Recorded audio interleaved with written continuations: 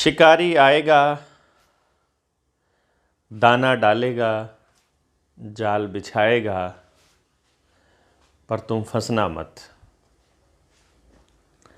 ऐसी बातें कह कह कर जब पक्षियों को सुनाते हैं हम लोग कि तुमने फंसना नहीं है, लेकिन जो लालची लोग हैं, जो दूरदर्शी नहीं हैं, जो थोड़े समय का देख पाते हैं, या जो अभी केवल दाल रोटी के चक्कर में ही उलझे हुए हैं या उनको उलझा रखा है, वो नहीं समझ पाएंगे। मैं उन पक्षियों का कंपैरिजन है वो ऐसे लोगों से कर रहा हूँ जो केवल दाने के लिए वहाँ पर फंस जाते हैं। वो नहीं समझ पाते हैं कि हमारे जो पूर्वज हैं वो भी इसी तरह से फंसते आए हैं और कटते आए। यहाँ एक चीज़ आपको समझना होगा, जो इस देश को डिजिटल बनाने की दिशा में काम चल रहा है, हर चीज़ को डिजिटलाइजेशन की तरफ धकेला जा रहा है।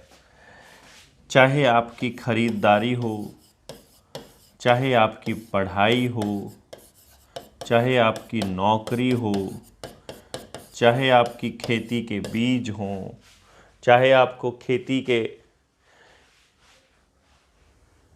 उपकरण खरीदना हो या अपनी फसल का ब्यौरा देना हो, आपके आधार के साथ हर चीज़ को जोड़ा जा रहा है।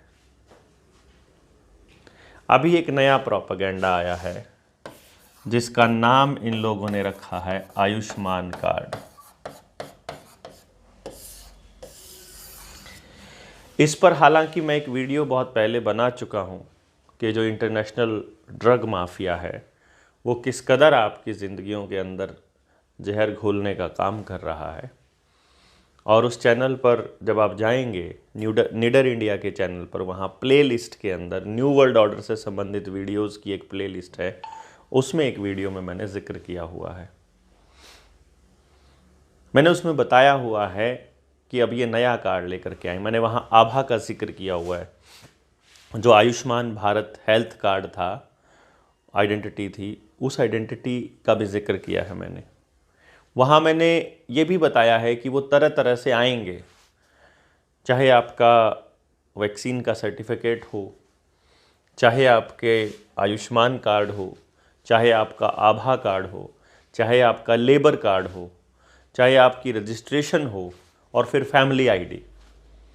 क्या होता है, एक व्यक्ति एक रजिस्ट्रेशन नहीं करता है, दूसरी जगह कर लेता है या तीसरी जगह नहीं करता है, तो वो फैमिली आईडी से पकड़ा जाएगा, वो अपने ड्राइविंग लाइसेंस के नंबर से पकड़ा जाएगा, वो उसके मतलब आईटीआर से यानी पैन नंबर से पकड़ा जाएगा, या किसी और आईडी से पकड़ा जाएगा। पकड़ा जाएगा का मतलब उनके पास डेटा होना चाहिए, उनको डेटा चाहिए आपका, आपकी ज़िंदगी से जुड़ी हर चीज़ का डेटा चाहिए।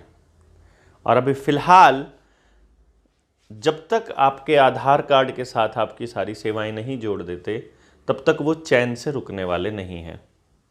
और अभी इन्होंने शुरुआत की है आयुष्मान कार्ड से। आंगनबाड़ी वर्कर घर घर जा रही हैं, आशा वर्कर भी आपके घर आएगी। ये बनवाओ, 5 लाख तक का इलाज मुफ्त होगा। अच्छा, सरकारी अस्पताल में तो कोई पैसा लगता ही नहीं। प्राइवेट में हर चीज़ को प्राइवेट में भेजने की जल्दी है इनको। लेकिन आपने वो केसेस तो सुने होंगे कि आयुष्मान कार्ड था, सोचा 5 लाख तक का मुफ्त है, पहुंच गए बड़े अस्पताल में और दूसरे ही दिन उन्होंने बोल दिया आपका जो पैसा था वो ख़त्म हो गया है, 70,000 रुपये और देने हैं। अब बताइए कल के लिए इनको रखना है कि अब इनको सरकारी अस्पताल में शिफ्ट करें। और फिर वहाँ से सरकारी अस्पताल में भेज दिया गया। सरकारी अस्पतालों की हालत को दयनीय इसलिए रखा जाता है ताकि आम इंसान प्राइवेट अस्पतालों की तरफ भागे। वो सवाल नहीं उठाता क्योंकि उसको फिर जात धर्म या पॉलिटिकल पार्टी के चक्रव्यूह में फंसा दिया जाता है। वो फिर जब अपने सवाल उठाने, किससे पूछे? अभिनेता आपका आवाज़ नहीं उठा रहा है, नेता आपकी आवाज़ नहीं उठा रहा है, टीचर्स आपकी आवाज़ नहीं उठा रहे हैं, यूनियंस को इन लोगों ने सबको मैनेज कर लिया है। अब कौन बचा? नए सामाजिक संगठन उठने शुरू होते हैं तो उनको ये अपनी तरफ मिला लेते हैं। हम जैसा कोई व्यक्ति बोलना शुरू करता है तो उसके ऊपर अटैक शुरू कर देते हैं अपने प्रोपेगेंडा गैंग का। फिर हमारे पास संसाधनों की इतनी कमी रहती है, कहाँ तक जाएंगे, कितनी रेंज होगी, आप बताइए।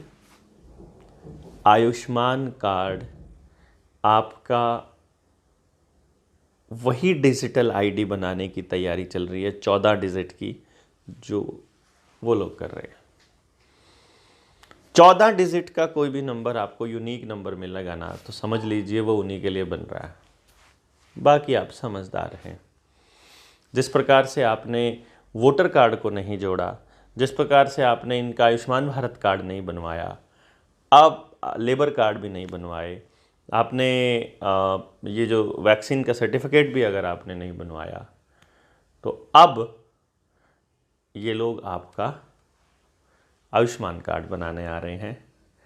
इनका क्या इलाज करना है ये आप भली भांति जानते हैं, क्योंकि मूसलचंद के अलावा इनको किसी की भाषा समझ में नहीं आती है और आपको खड़ा होना पड़ेगा, आपको इनको समझाना पड़ेगा अपने पड़ोस को कि नहीं बनवाने हैं मतलब नहीं बनवाने हैं।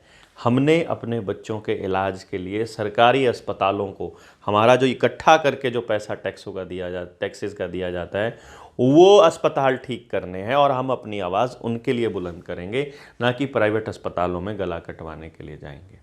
ये बात आपको समझनी होगी। आज बहुत ध्यान से आपको इस बात को समझना है और अपने लोगों को समझाना है कि ये आयुष्मान कार्ड वहीं जा रहे हैं डिजिटलाइजेशन की तरफ, फेशियल रिकग्निशन की तरफ, आर्टिफिशियल इंटेलिजेंस की तरफ, सारी सर्विसेज को आधार के साथ जोड़ने की तरफ, और फिर उसके बाद कंपल्शन का वही दौर शुरू होगा जो कुछ रोज़ पहले था। आपने G20 की समिट अगर आपने देखी हो गौर से, तो वहाँ पर कोने में लिखा हुआ था वन वर्ल्ड गवर्नमेंट समिट। वो वही बात है, नाटो आ रहा है, नाटो की आर्मी आएगी, इस देश की आर्मी को आर्मीलेस किया जाएगा, आर्मी ख़त्म कर दी जाएगी और नाटो की आर्मी ही रहेगी। और फिर वर्ल्ड गवर्नमेंट का क्योंकि सबसे ज़्यादा जनसंख्या भारत की है, तो भारत के प्रधानमंत्री को उसका प्रधान बना दिया जाएगा, तो खुश हो जाएंगे भक्त लोग। लेकिन असली टारगेट तो उन्हीं का चलेगा। पॉलीथीन केवल रेहड़ी वाले के लिए बैन होगा, लेकिन आपके घर में जितनी चीज़ें पैक होकर आ रही है वो पॉलीथीन में आ रही हैं। पोल्यूशन के नाम पर बाकी चीज़ों पर रोक लगेगी, लेकिन ऑनलाइन डिलीवरी के नाम पे थर्मोकोल का जो जहर समाज के अंदर भरा जा रहा है वो नहीं समझ आ रहा है। आपको दूध का व्यापार करना है तो रजिस्ट्रेशन कराना ज़रूरी है, लेकिन आपको दारू और नशा आराम से रखने की पूरी परमिशन है। इस तरह का भारत है मोदी जी के सपनों का भारत। आपको डिसाइड करना है कि आप सरकार के इस प्रोपेगेंडा में फंसते हैं या अपनी आवाज़ को बुलंद करते हैं, अपने लोगों को जगाते हैं और अपने आप को मजबूत करते हैं। जय हिंद, जय भारत।